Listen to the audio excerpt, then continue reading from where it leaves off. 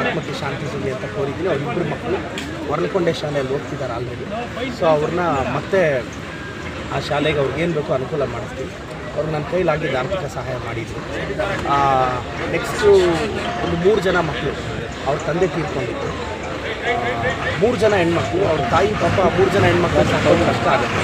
ಅದಕ್ಕೆ ಜೂನಲ್ಲಿ 2 ಹೆಣ್ಮಕ್ಳು ಇಲ್ಲೇ ಬೊಮ್ಮನಲ್ಲಿ ನಮಗೆ ಹಾಸ್ಟೆಲ್ಗೆ ಸೇರಿಸ್ತೀವಿ. ಇನ್ನೊಂದು ಮಗುನ ಅವ್ರ ಮನೆಯಲ್ಲಿ ಅವ್ರಿಗೂ ಎಲ್ಲ ಆರ್ಥಿಕ ಸಹಾಯ ಮಾಡ್ತಾಯಿದ್ದೀವಿ. ಇನ್ನು ಒಂದು ಮಗುಗೆ ಹಾರ್ಟ್ ಪ್ರಾಬ್ಲಮ್ ಇತ್ತು, ಮಗುಗೆ ಡಾಕ್ಟರ್ಸ್ ಏನೋ ಅಂತ ಹೇಳಿದ್ದಾರೆ. ಆ ಮಗುಗೆ ಕೈಲಾಗಿದ್ದು ಮಾಡಿದ್ವಿ. ಮತ್ತು ಇನ್ನೊಂದು ಮಗು ಇತ್ತು, ಹಳ್ಳಿಗಳ ಕಡೆ ತುಂಬ ಕಷ್ಟ ಇದೆ. ಇವೆಲ್ಲ ಸಾರ್ಥಕದ ಕೆಲಸ ಅನ್ನಿಸ್ತದೆ, ಆಗಿದ್ದು ಮಾಡ್ತಾಯಿದ್ವಿ. ಹಳ್ಳಿಗಳಿಗೆ ಬಂದಾಗೆ ಇಷ್ಟೆಲ್ಲ ಗೊತ್ತು ನೋಡಿ. ಮಂಡಿಕಲಲ್ಲಿ 2000 ಪಾಪ್ಯುಲೇಷನ್ ಇದೆ. ಆ ಊರಿಗೆ ಸ್ಮಶಾನಕ್ಕೆ ಜಾಗದ ಕೊರತೆ ಇದೆ. ಈಗ ನಾನು ಬಂದೆ, ತಹಸೀಲ್ದಾರ್ ಅವ್ರ ಡೈರೆಕ್ಷನ್ ಕೊಟ್ಟೆ, ತಹಸೀಲ್ದಾರ್ ಅವರು DC ಅವ್ರು ಬರೀತಾರೆ, ನಾನು DC ಅವ್ರ ಹತ್ರ ಕೊಟ್ಟು ಸೈನ್ ಮಾಡಿಸ್ತೀನಿ. ಬಂದಿದ್ದಕ್ಕೆ ಇಂಥವೆಲ್ಲ ಅರಿವಿಗೆ ಬಂದಿದ್ದಲ್ಲ, ಇದು ನಮ್ಮೂರು, ನಮ್ಮ ಶಾಸಕರು ಇದ್ದಾಗ್ತದೆ. ಸರ್, ಗೌಡಗೆರೆ ಗ್ರಾಮ ಪಂಚಾಯಿತಿಯಲ್ಲಿ ಒಂದು ಹಳ್ಳಿಗೆ ಮೂಲಭೂತ ಸೌಕರ್ಯಗಳನ್ನು ಕೊಡೋದಕ್ಕೆ ಹೈಕೋರ್ಟ್ ಹೇಳಿದೆ. ಹೈಕೋರ್ಟ್ನೇ ಒಂದು ತಳ್ಳಾಕುವಂಥ ಪ್ರಯತ್ನ ಗೌಡಗೆರೆ ಗ್ರಾಮ ಪಂಚಾಯಿತಿ ಪಂಚಾಯಿತಿ ಈಗ ಎಂಟ್ರಿ ಆಗ್ತಿದ್ದೀನಿ. ಮೊನ್ನೆ ಒಂದು ಹಳ್ಳಿಗೆ ಹೋದೆ. ಈಗ ಡೈರೆಕ್ಷನ್ಸ್ ಎಲ್ಲ ನಾವು ತಗೊಂಡು ಕಾನೂನೇನಿದೆ ಫಾಲೋ ಮಾಡ್ತೀವಿ. ನಾನು ಸರ್ಕಾರದ ರೆಪ್ರೆಸೆಂಟೇಟಿವ್ ಆಗಿ ಕಾನೂನು ಹೋಗಲ್ಲ. ಈಗ ಗೌಡಗೆರೆ ಪಂಚಾಯತಿ ಈಗ ಸ್ಟಾರ್ಟ್ ಆಗಿದೆ, ಒಂದು ಹಳ್ಳಿ ಮುಗಿದಿದೆ, ಅದು ಬಂದ್ರಳ್ಳಿ ಅಂತ. ಬಂದ್ರಳ್ಳಿ. ಈಗ ನಾನು ಬಂದ್ರಳ್ಳಿಗೆ ಇನ್ನೂ ಭೇಟಿ ಕೊಟ್ಟಿಲ್ಲ.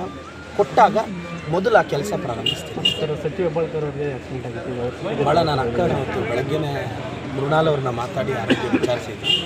ಲಕ್ಷ್ಮೀ ಹೆಬ್ಬಾಳ್ಕರ್ ಅಕ್ಕ ಬೆಳಗ್ಗೆ ಆರೋಗ್ಯ ಚೇತರಿಸ್ಕೊಳ್ಳಿ ಅಂತ ಭಗವಂತನ ಕೇಳಿಕೊಂಡು, ಅದು ಮೋಸ್ಟ್ಲಿ ಒಂದು ವೆಹಿಕಲ್ ಅಡ್ಡ ಬಂತು, ನಾಯಿ ಅಡ್ಡ ಬಂತು, ಆ ಕಾರಣಕ್ಕೆ ಆಯಿತು ಅಂದಿದ್ದೆ. ಅದು ತನಿಖೆಯಿಂದ ಗೊತ್ತಾಗುತ್ತೆ. ಅಕ್ಕ ಆರಾಮಾಗಿ ಚೇತರಿಸ್ಕೊಂಡು ಆಚೆ ಬರ್ತಾರೆ. ನಾನು ಫೋನ್ ಮಾಡಿ ಮಾತಾಡಿದೆ. ಸರ್, ಸರ್ಕಾರಿ ಶಾಲೆಗಳ ಒಂದು ಎಷ್ಟು ದೂರದಲ್ಲಿ ಖಾಸಗಿ ಶಾಲೆಗಳಿಗೆ ಪರ್ಮಿಷನ್ ಸಿಗಬೇಕು? ನನಗೆ ಅದು ಎಕ್ಸಾಕ್ಟ್ ಕಾನೂನು ಗೊತ್ತಿಲ್ಲ ಸರ್. ಡಿಸ್ಟೆನ್ಸ್ ಏನು ಅಂತ ಐಡಿಯಾ ಇಲ್ಲ. ನಾನು ತಿಳ್ಕೊತೀನಿ ಸರ್. ಇದ್ರ ಮುಖಾಂತರ ಸರ್ಕಾರಿ ಶಾಲೆಗೆ ತುಂಬ ಎಫೆಕ್ಟ್ ಆಗ್ತಿದೆ. ಇಲ್ಲ ನೀವು ಹೇಳಿದ್ದು ಕರೆಕ್ಟು. ನೀವು ಹೇಳಿದ್ದು ನನಗೆ ಅದು ಮಾಹಿತಿ ಕೊರತೆ ಇದೆ. ಅದು ಏನು ಅಂತ ತಿಳ್ಕೊಂಡು ಮಾತಾಡ್ತೀನಿ ಸರ್. ಈಗ ಇತ್ತೀಚೆಗೆ ಚಿಕ್ಕಬಳ್ಳಾಪುರ ಭಾಗದಲ್ಲಿ ಗಾಂಜಾ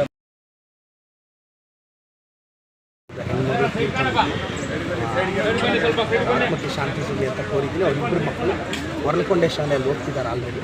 ಸೊ ಅವ್ರನ್ನ ಮತ್ತೆ ಆ ಶಾಲೆಗೆ ಅವ್ರಿಗೇನು ಬೇಕೋ ಅನುಕೂಲ ಮಾಡಿಸ್ತೀವಿ. ಅವ್ರು ನನ್ನ ಕೈಲಾಗಿದ್ದು ಆರ್ಥಿಕ ಸಹಾಯ ಮಾಡಿದ್ರು.